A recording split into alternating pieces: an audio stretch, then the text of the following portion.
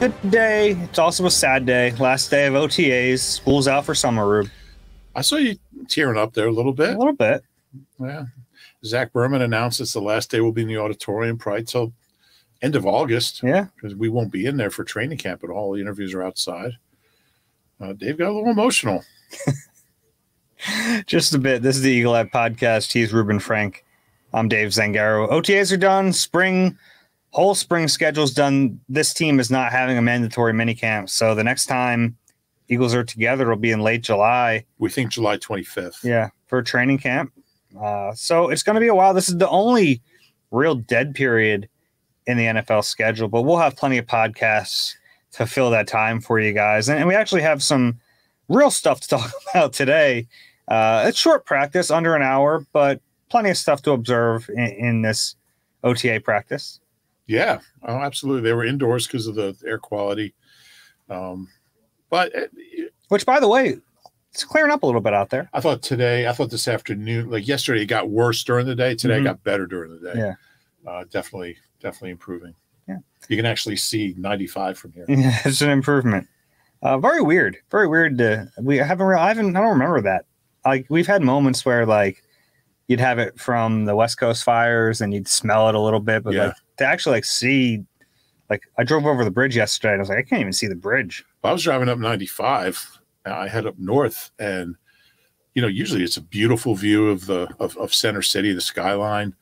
You couldn't see anything. Yeah. You could see the buildings right next to 95. You couldn't see like Center City from 95. It's very bizarre. Crazy. Yeah. Hopefully it's the last of it.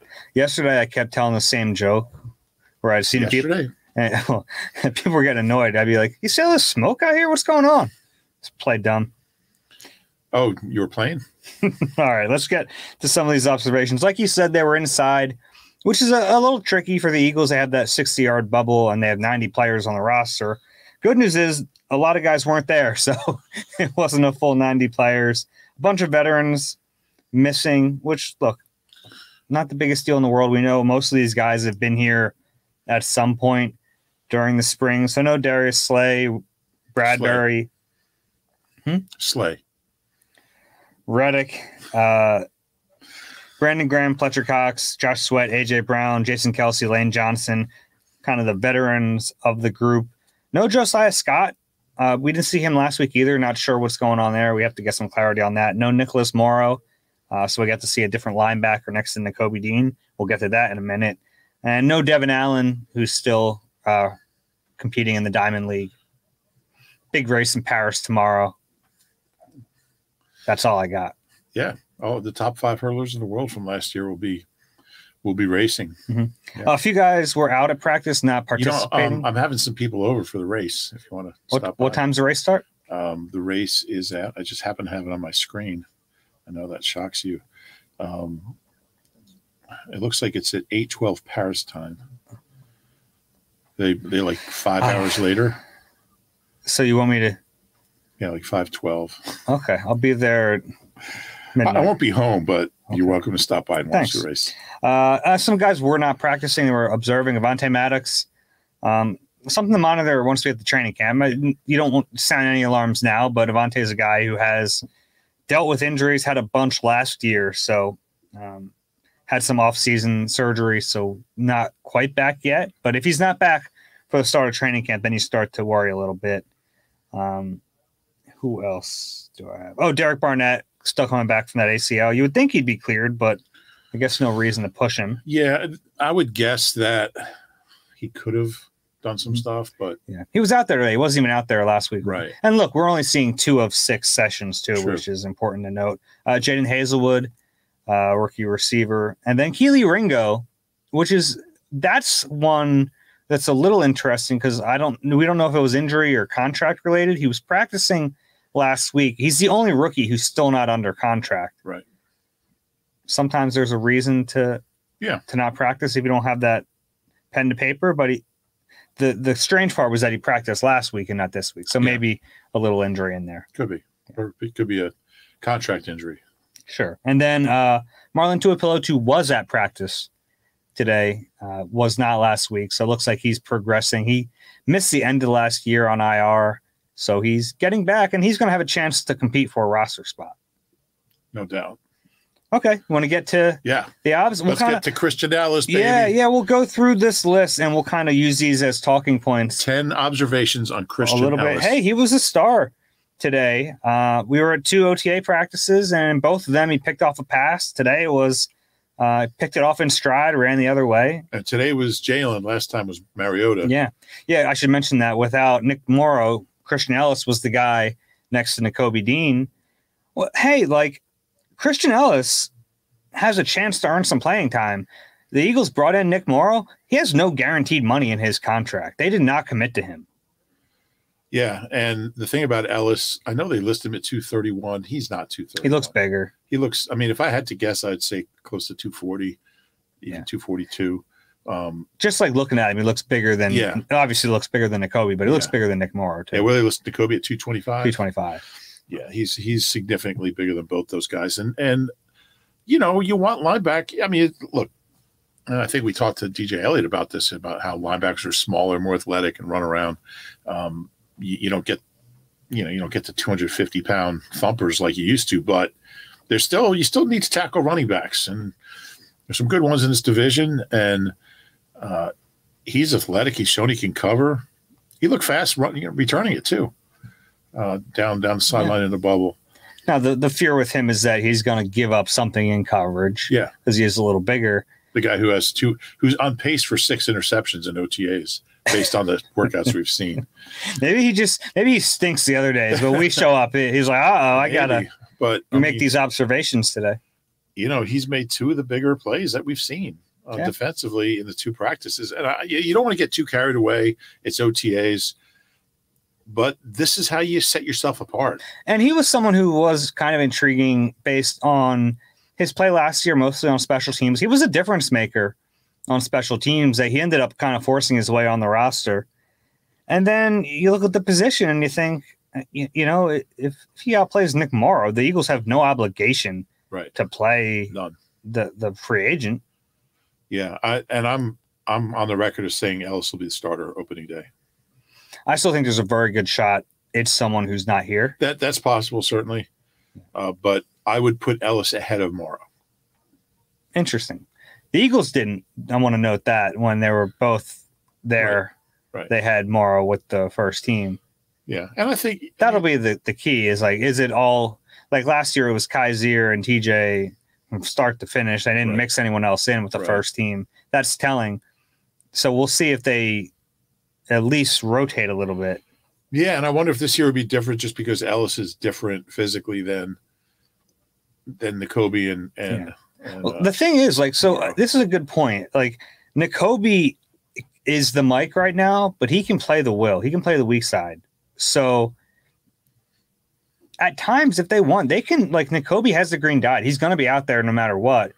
You can kind of move them around a bit. And if you're worried about, man, like Christian Ellis might not have the wheels to play the will, well, then you can play him at the mic a little bit. And Nakobe's still out there to call the plays, and then you line them up. And that way you have Nakobe in coverage a little bit more. Yeah, that makes sense. I just think there'll be some role for Ellis. I'll be surprised if there's not. Well, unless, I mean, look, obviously if they bring in someone, a starter caliber guy, I just think that, I mean, they liked him last year. You know, they kept him around. We saw the impact he made immediately on special teams. I think there's something there. Maybe. We probably won't see a ton of 3 linebacker sets. No. I mean, Gannon didn't have any. None. Well, I mean, goal line a little bit, but nothing in like between the 20s. We actually did see a 3 linebacker snap in today's OTA practice. It was the second team, but kind of notable. Yeah. It's more than we saw under Gannon. So maybe there's a little role to carve out as a 3rd linebacker, but it probably won't be much. Like if he's going to play at all, he's probably going to have to take snaps from one of the other guys. Yeah, that's what I think is most likely, that there'd be some sub packages that Sean Desai would prefer to have Ellis out there than Morrow. Or even both of them. I mean, you know, if it's 3rd and 1, we'll see. Yeah. I don't think Nakobe's leaving the field. No, you're probably right. Yeah. Next one, I'll just go in order here of how I listed them. The biggest offensive play of the day was Devontae Smith ran a go against Eli Ricks. It looked like Reed Blankenship was a little late getting there. And this was the play after a different interception Jalen keeps firing. It was his best pass of the day. Yeah. Oh, yeah. It was a great route, and he looked fast. he was running right at us. It was sweet. Tough matchup for old Eli Ricks there. Yeah. Well, he's a rookie, Yeah. and Reed, that's not Reed's game right there. But he's got to be closer. Got to be closer. Yeah. He's got to be closer. But he was. Did you see the beginning of that route? I did not. I couldn't tell if it was just a straight go ball or if there was a double move. I think it was a double move. Was it? That's what a couple of the guys said. Yeah, there was just the people around me didn't. I was watching the other side of the field, so didn't see it. But it was a ton of separation from Devontae. I'm glad he's there. It was good to see Devontae there. Yeah, he wasn't there. So the last time we were there, AJ was there and he wasn't. So it kind of shows you just it's a little laid back, like guys come and go. Yeah, and it's fine. Yeah, that's what it's for. You want to have decent attendance, and I think the Eagles have over the course of the couple weeks. Yeah. Next one is Quez Watkins related, and we'll talk a little bit deeper about him in a bit because Nick Sirianni singled him out. But it was a tough play. Made a great move, got open, leaped, and dropped a pass. Kind of turned the wrong way, maybe. It looked like he didn't. He just wasn't in a great position to catch the ball. Maybe you got to catch it. It was a pass he's got to catch, and it's a little reminiscent of some of the plays we saw last year. And like you don't get too worked up about one play in spring, but it was unfortunate for him. Yeah, it's one you'd like to see him catch. We've said that before. Yeah, we'll talk about him a little bit later. We'll save that. Yeah, that's a good idea. The Terrell Edmonds started off practice with a big play. Yeah. It was a deep ball from Hurts to Olamide Zaccheaus. In tight coverage, probably not a throw Jalen makes in a game, but he tossed it up there, and Edmonds showed pretty good range. He's not really known as being a post safety, but he showed some good range to get over there and knock it down. That was the one on the left sideline? Yes. Yeah. Yeah, that was second play of practice. Right. Yeah, that was a nice one. Got the defense all riled up, jumping up and down, which they will do. Yeah, I like when DBs ruin a practice. Yeah. Edmonds looks the part. He does. Yeah. I think that's a pretty solid floor. What you're getting. He's a veteran. He's been in the league. He's never lived up to his first round status, and he's not going to magically do that here. But he doesn't have to. Doesn't have to. And look, I still don't know what it's going to look like, but he's very much in the mix. And right now, it's still him and Reed Blankenship out there as the starters. Yep. They're going to bring Sidney Brown along slowly. It looks like. It looks like that. I'm wondering if Sidney will get first team reps in camp. We'll see. I would hope so. I would think so. I mean, he had drafted him pretty high in the third round, and the only guys who should are ahead of him right now. Well, there are other guys because they're mixing and matching, but the only guys we really think are ahead of him, one's a second year undrafted player, and the other is on a 1-year deal. Right. So you'd think eventually when they get to camp, they're going to work Sidney in there if he's ready for it. I hope so. Yeah. I'd like to see it. And I'd like to see how the combinations start to mix and match. Because I don't know if it's just Sidney's in there, so Edmonds is out. I think there's a chance I think these guys have skills that are probably better suited for one spot or the other, but they have to be kind of interchangeable. And I think they're just going to start the best two, no matter who they are. You think you could go Sidney and Edmonds? I think you could. I don't know if I would, but I think they would. Interesting. It'll be fun to see what combinations they go with, and if you see those two out there. Yeah, to me, I think it's almost a little redundant. Yeah. But if they really think Sidney can play in the post, then that changes things. Yeah. We haven't really seen it yet, but not in real practice. So that'll be a big step. Definitely. And then Edmonds, we've seen Sean Desai in the past utilize some 3 safety. If we're so worried about the linebackers, kind of play Edmonds as a linebacker at times in a dime package. He could. Yeah. He's played in the box a ton, so it's not really that big of a difference, basically playing him at linebacker. Yeah, those are all things to look for once camp starts, because there's so many question marks in that whole group. Yeah, linebacker, safety. Next one is Zach McPherson again in that nickel spot. That looks like a real move without Bradbury or Slay. No Bradbury or Slay, even though neither of them really practiced the last time, but still, it's like it's significant. It's significant. I think that's a real position switch. Same with Kyron Johnson moving to off-ball linebacker. This is a note I forgot to mention on the last podcast when we talked about him playing off-ball. DJ Elliott is now the Eagles linebackers coach. He was the DC for a time when Kyron was at Kansas, and he was mostly an edge rusher, but he did play a little bit off-ball there as well. Interesting. Mm-hmm. He's coached a lot of people. DJ Elliott, him and Davion. Yeah. Kyron and Davion. He coached Davion. I mean, he's had like 12 stops. Yeah, all in college. This is his first NFL job. Yeah. So I think the Zach McPherson slot is, I don't want to say etched in stone, but you would think if they had any thoughts about him, maybe they're thinking, hey, we know what he can do outside. Yeah. Let's get as many snaps as possible in the slot. The one caveat here, no Avonte Maddox, right? No Josiah Scott, who were 1 and 2 in the depth chart last year. So who's going to play slot? Yeah. So maybe this could just be, hey, we got to have someone there.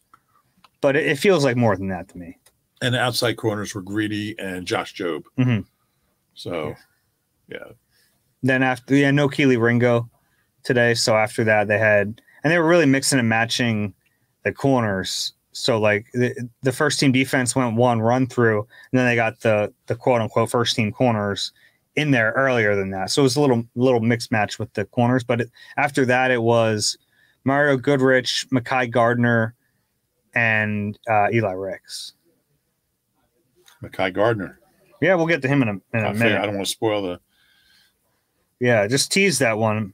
Big Mekhi Gardner observation coming soon. One other cross-training nugget here that's in my observations. Brett Toth, saw him snapping the ball a little bit, which he's done before. That's not a big deal, but it's a good reminder that when we're going through the 53-man roster, he's a guy you shouldn't forget about. Yeah. He has some extreme position versatility. He can play pretty much any spot on the line. Yeah, he can play tackle, guard, or center, and that's rare.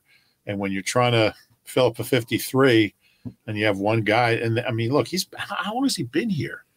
Oh, wow. You know what's funny? Like, Jordan Mailata was obviously the biggest Jeff Stoutland project. Brett Toth is second. There have been other projects. Brett Toth, he had to learn so much of just playing in a pro-style offense when he got here. And he's been just making him a rosterable player is a rosterable. This is his 5th year here. Mm-hmm. Oh, he's briefly in Arizona. And just to remind you, he was the guy who played at Army, and they never threw the ball. Yeah. And I mean, I remember looking it up when they signed him. I mean, they threw the ball like 4 times a game. They were last in his whole stretch at Army. They were last in pass attempts by far in BCS or whatever they are. I think they're BCS, right? Yeah. So to go from that to where he is now, where he's a viable backup in a passing offense in a passing league, is really remarkable. And I mean, he's had great size. Was he about 6'6", 315? Well, he's listed under that. He came to the Eagles. He was maybe 300 pounds. He had to put on weight when he got here. Yeah, because he was still like Army size guy, like not football Army, narrow. Like Army size. Yeah. I mean, to me, he looks like 315-ish, 310-ish, but he's an interesting guy. And the fact that he's been around, and he was with Arizona briefly. Yeah, the Eagles lost him. The Arizona claimed him, and the Eagles were upset. Yeah, and then they got him back. They claimed him again when they reclaimed him. But he's been. I mean, he goes back to Doug Peterson's 4th year. I mean, that's how far back he goes. Mm-hmm. So the organization clearly likes him. Stout clearly thinks a lot of him. And that's a really good point that we make so much of. How far Jordan has come, and he has. I mean, to go from rugby to where he is now is crazy. But for Brett Toth, I mean, he had pass blocked as much as Jordan Mailata. Basically, he had never done it. So to learn an entire new way of playing football is really impressive. Yeah, he's not a young kid. Was he 26? Mm-hmm. We know Kelsey on Thursday, and this is what we're going to see a lot in training camp. I think every 4th or 5th day we'll probably see this. Tyler Steen at right guard, Cam Jurgens and at center. Had to watch O-line position drills to get that because no 11 on 11s. But right. I think that's going to be a natural way to get Steen those right guard reps with the first team. Now, if he ever becomes like a real viable option in this competition, like if Cam Jurgens isn't cutting it and they really like Steen, then they're going to just have to give him first team reps at some point and put Cam Jurgens with the second team. Yeah, I'd be surprised if that happens, but we don't know. If it happens, what will have led to it? Well, it'd have to be a combination of him being really, really advanced for a rookie and Cam struggling. Yeah. I mean, it would have to be both of those things. Yeah, I think you're right. Yeah. We'll see. One of the competitions in camp that you watch, I think we're right about Cam Jurgens being the front runner. He's probably the guy they want to win that job, but no guarantees. I think he's a significant front runner too. I do. Really? Yeah. Okay. I think they prefer to have him there. Yeah. Yeah. I have other little depth chart notes. We mentioned the defense a little bit, the first team defense. Second team defense, I mentioned they had a 3 linebacker package. That was Davion Taylor, Sean Bradley, and Kyron Johnson. When Kyron came out, it was Davion Taylor, Sean Bradley as the 2 of the second team. Kayvon Wallace and Justin Evans were the first second team safety. So Sidney Brown, a little buried on the depth chart to start. A little surprising. Like, I think Justin Evans is mainly a special teamer. He's a guy we really haven't talked much about. Yeah, I think that's kind of just they're showing deference. I would think. To the but it's not like he's been here. Mm-hmm. You'd like to see Sidney. I mean, ideally, you'd like to see him a little ahead of that, but I don't think it really means anything.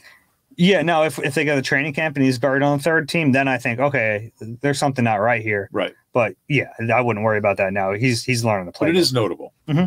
And then I think another difference thing, Boston Scott and Kenny Gainwell splitting reps with the first team offense, that makes more sense because it's the same offense. Like they know the offense.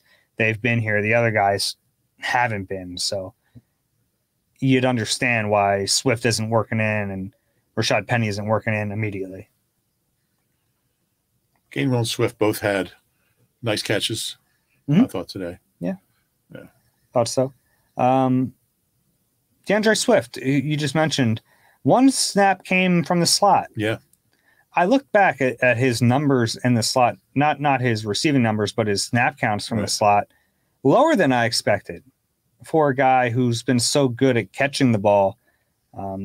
Last year, it was just 20 snaps out of 393. Interesting. Yeah. You would think he'd be a natural fit there. You would think so. Yeah, not really sure. So he had more snaps out wide than in the slot. Yeah, I'd like to see that number go up. That'll be interesting. Yeah. A little confusing. Yeah, it was 342 in the backfield, 20 in the slot, 31 out wide. Yeah, I really like the matchup you get from a good receiving back in the slot. Mm-hmm. Something they really haven't had in a while. Yeah. Ready for this big Mekhi Gardner? I'm ready. Nice pick. Nice interception. Diving play. Rough throw from Mariota. But I thought it was impressive. From Hurts, wasn't it? No. Oh, was it Hurts? I think it was Hurts. Oh, it was Hurts because it was Hurts because because Hurts then had the next right, the next touchdown to Devontae. You're right. Sorry, they switched around the corners only. It was a great play. It was. Looked really athletic. 2 passes intended for Zacchaeus picked off. That's right. It was Zacchaeus. And again, I mean, Jalen was. It's not something you're concerned with. It was kind of.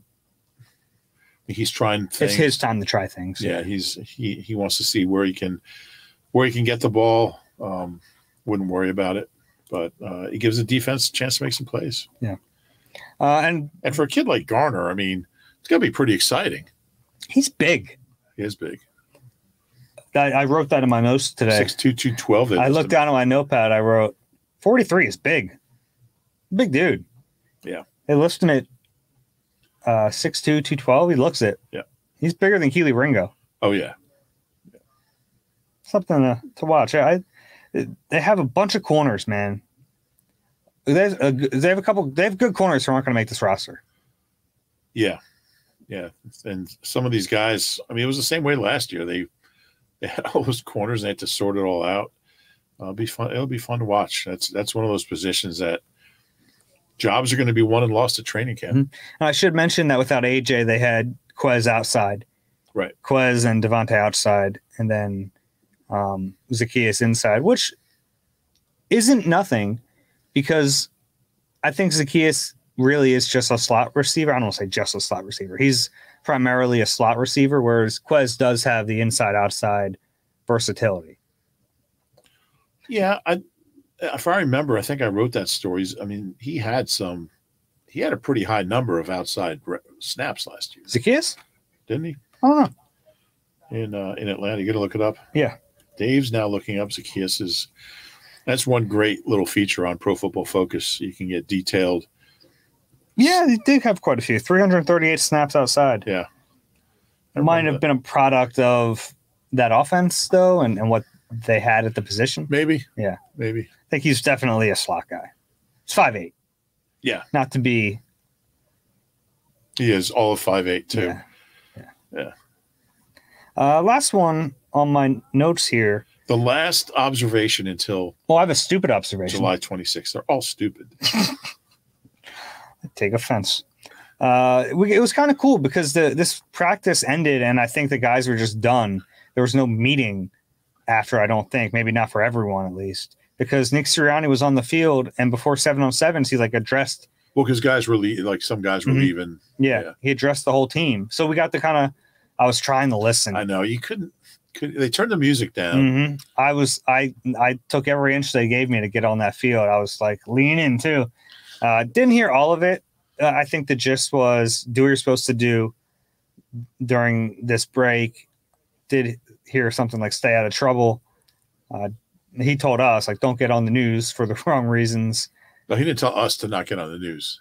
He just told us about them. Yeah, but I think he probably would tell us too. It was funny. He was asked about practicing indoors. He's like, safety's number one. I want to make sure these guys are all healthy. And he goes, well, you guys too. And he goes, but not as much as them. I care more about them. That makes sense. Yeah. That's fair. That was a good joke. It was. Solid joke. It was funny. I didn't tell it well, but shows how far Nick's come in those press conferences. Yeah. He also said something else you guys made fun of me for this during my introductory presser. And I was like, yeah, Nick, that was 40th on the list of things we made fun of you for. I don't remember that about smart team. Yeah, I want to be smart team. I don't remember that either. Yeah.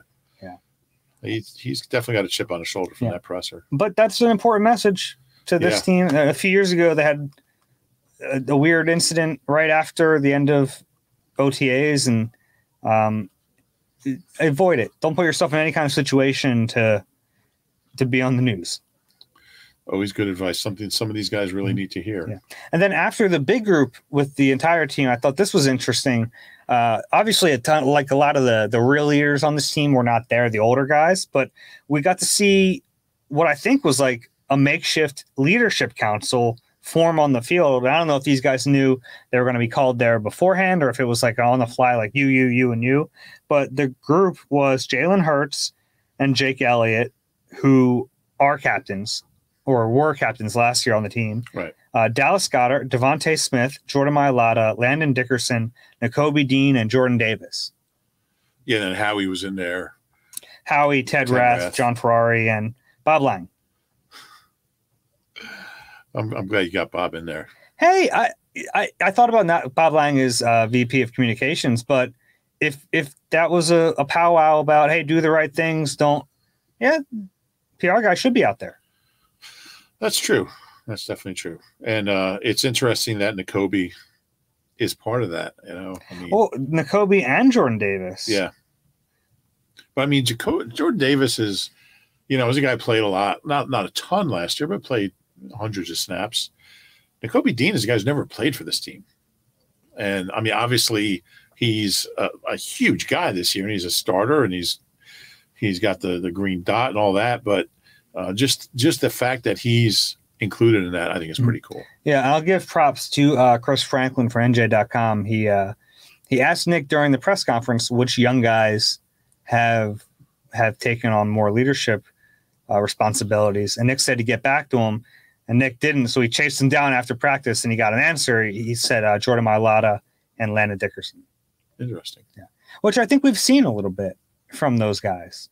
Probably. Like talking about like taking over, kind of carrying that standard in the O-line room. They're like the next two guys. They're probably going to be here for a long time together. Yeah. Yeah, you would think. Dickerson looks big, doesn't he?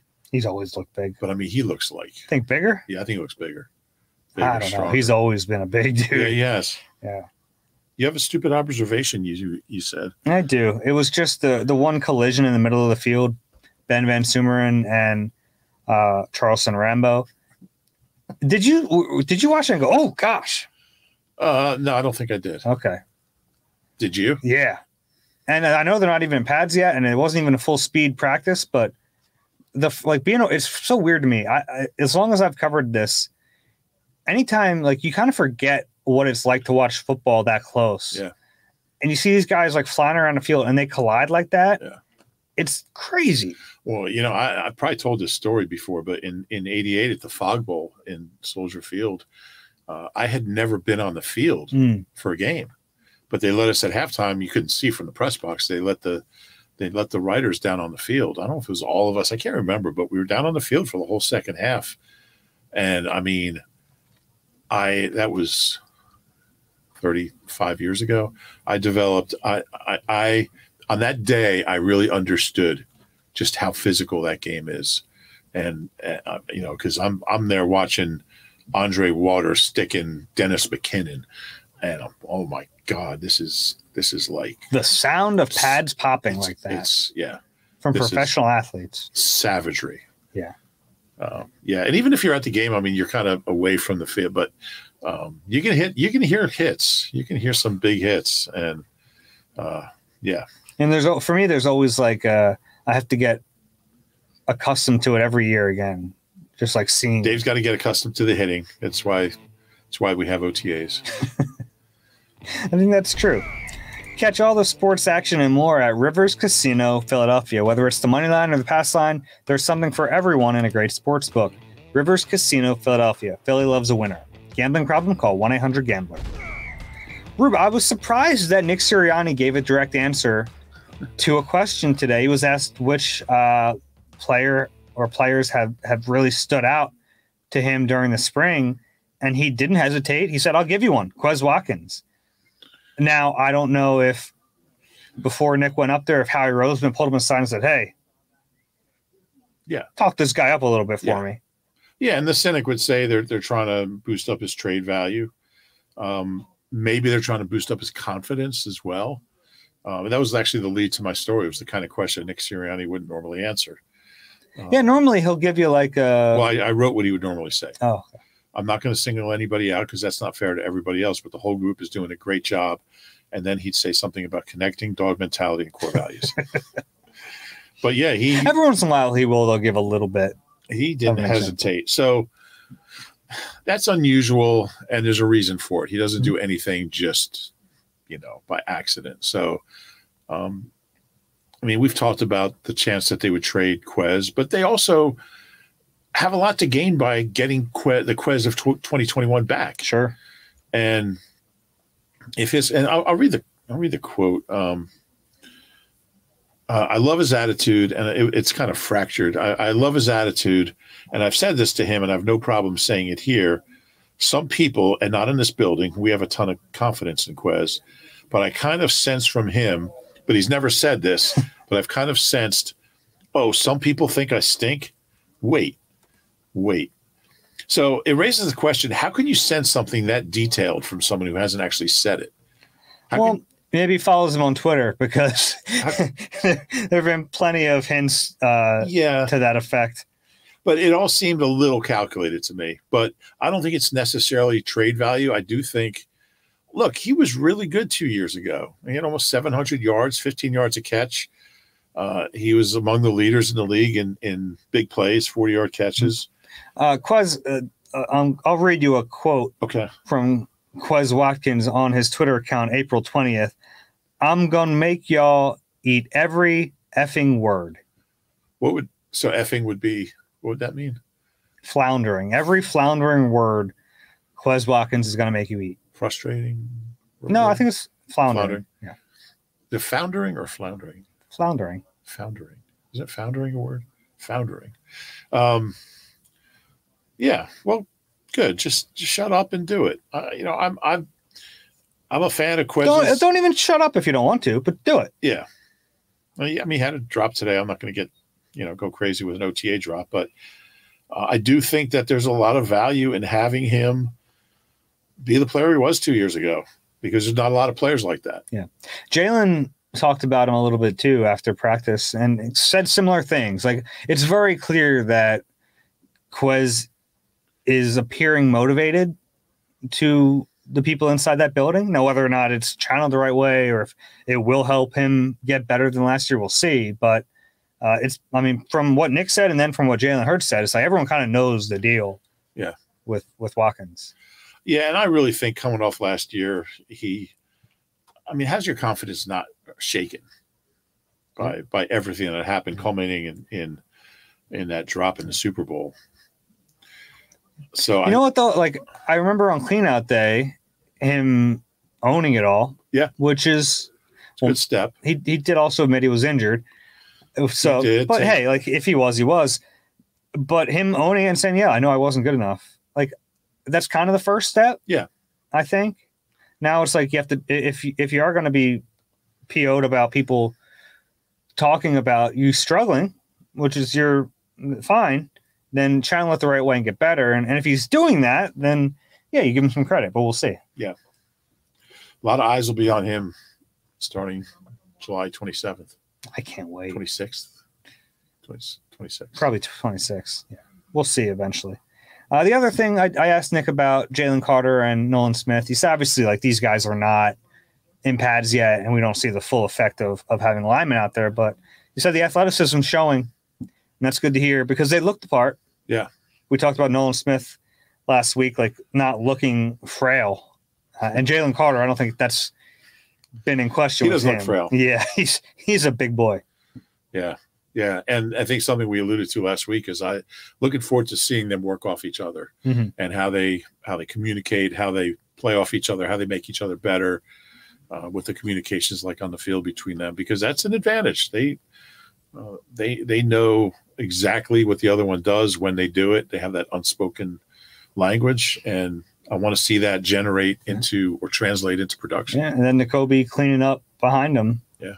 Anything else I missed from practice? I forgot to ask you.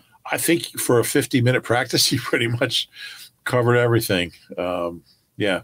I don't know how significant it is that they threw to the backs twice. I'm a big believer in throwing to the backs, and they have a couple guys that can catch the ball now in Swift and Gainwell. And depending on how the running back rotation plays out, I really think, especially, in this offense, there's going to be room in the middle of the field. And if there's not, that means someone's open down the field. So I think there's going to be a lot of room there for Swift to catch a lot of passes, and Gainwell catch a handful too. Yeah, it was an element that really was missing. Yeah, it has been. Other than the one kind of fluky year Miles had as a rookie, they really haven't had a big time receiving back in a while. Yeah, since Shady, Sproles. Yeah, I guess part of it, and we've talked about this, is like a lot of teams where some of those passes, when they're not designed, come is when the play breaks down, you dump it off to the back. And this offense, a lot of it is Jalen just run for 5. Yeah, and I just wonder if it might make more sense this year. Like, because Gainwell's got a nice flair for, we haven't really seen enough of Swift, but Gainwell can get yards after the catch. Oh, Swift can too. Yeah, he's fast. I just, I'm big about keeping Jalen out of harm's way. Now that you've seen him for 2 practices, what do you think about the number 0? I don't mind it. I think it's kind of neat. Yeah, I like it. It throws me off a little bit, I'll be honest. What the heck is... Oh. You know me, I just don't get into numbers. I don't know. It's just a number. I'm not a big numbers guy when it comes to uniforms. Just everything else? I like numbers. What are we talking about here? Numbers. Numbers. Anything else? I don't think so. Okay. What are you going to do for 6 weeks? I have some ideas. You know how like in movies they have like guys in prison have that like they start counting down how many days until that's going to be Dave on his like bedroom wall counting down. It is embarrassing how excited I get like the day before training camp. Yeah. Like I have like a little trouble falling asleep. Training camp's not what it used to be. It's not, but it's still fun. fun. I love 2-a-days up at Lehigh. I got that like a little bit at the tail end. But not 2-a-days, right? Not 2-a-days. Yeah. Because that was the best. Because you get up there like the morning. Well, practice, they would do like walkthrough. A walkthrough. Yeah. But it was great because it was like 6 hours between practice, so you could write a couple. These days, I could knock out 2 observations. I could do an obs in the morning. I could do double practice observations. Yeah, you could. Wow, that'd be great. Dave's leg open for 2-a-days to come back. I'll take that time machine back to. It's been how many years? It's now been. This will be 11 years since they were at Lehigh. Mm-hmm. It makes sense. I miss it. Yeah, no, it makes perfect sense, but I do miss it. Yeah, I always wonder too. Like we've talked about this before. Like, can the Eagles make that bubble any bigger? They need like it's a tough place. It's a problem. It's a 60-yard field and the surface isn't great. No, it's a disadvantage when you look around. Like, and now last year we traveled to Cleveland and Miami. Like Miami's indoor is unbelievable. Yeah. Eagles are kind of just restricted with space, I guess. Well, I'm sure that's what it is. I mean, they've used up that whole footprint. The only thing they could do, and I guess the city owns that giant parking lot that's used for like. It's the biggest parking lot in the city. It might be the biggest parking lot in the world. Now, you know what the biggest parking lot in the world? I think I read this is the Hertz rent-a-car lot in Orlando. It's the biggest parking lot in the world, but this is second. I don't know, but it's. I'll go with that. It's second. Go on. I would say go on Google Maps or Google Earth or whatever, and just to the west of the NovaCare complex, so like west of Broad Street on Patterson, you'll see this parking lot. It's across from Roosevelt Park. Like it's the flower show when they had the flower show there, but they only use it for like Phillies employees park there, and then they shuttle them over. I think fans can park there for games. Really? Yeah. I don't see a lot of fans there. Yeah, it's kind of far. Yeah. And how about yesterday? They had those poor employees walking all the way through the smoke to the stadium, and then they canceled the game once they got there. But anyway, if they could buy a chunk of that land, but that would be a huge undertaking. But they need – I know some of the coaches hate that thing, especially – Players hate it. When you think about – and you can't practice very long there because it's so hard on your ankles and your legs, your feet. The surface unforgiving. It's like playing at the vet. But it's definitely a handicap, and especially because in the winter, like in December, January, you're in there almost every day. And that, like, you're preparing for an NFC Championship game. Obviously, didn't hurt them, but you don't have a full field. Yeah, the nice thing is Nick's not practicing by December anyway. So that's true. That's true. There are a few times they bust them over to the link because they have the heated ground. Right. Right. They were doing that. So at least it's not frozen. They were doing that once a week, but then they on Fridays, right? It was a lot to bus everyone over for the shortest practice of the week. Yeah. It was cool being there. Yeah. But then we were trying to remember when we were trying to figure out how much they were probably spending on renting buses. I think you called some bus companies, didn't you? I didn't do that. That sounds like something I would have done, though. It does. All right. We good here? Yeah. All right. Everyone have a good weekend. If you enjoy the Eagle Eye podcast, please rate and subscribe wherever you get your pods. If you're watching on YouTube, please click the like button, subscribe there as well. It's summer break in the NFL, but we'll be back with you with plenty of podcasts throughout the summer. That's it for Reuben. Dave. This has been Eagle Eye. We'll talk to you soon.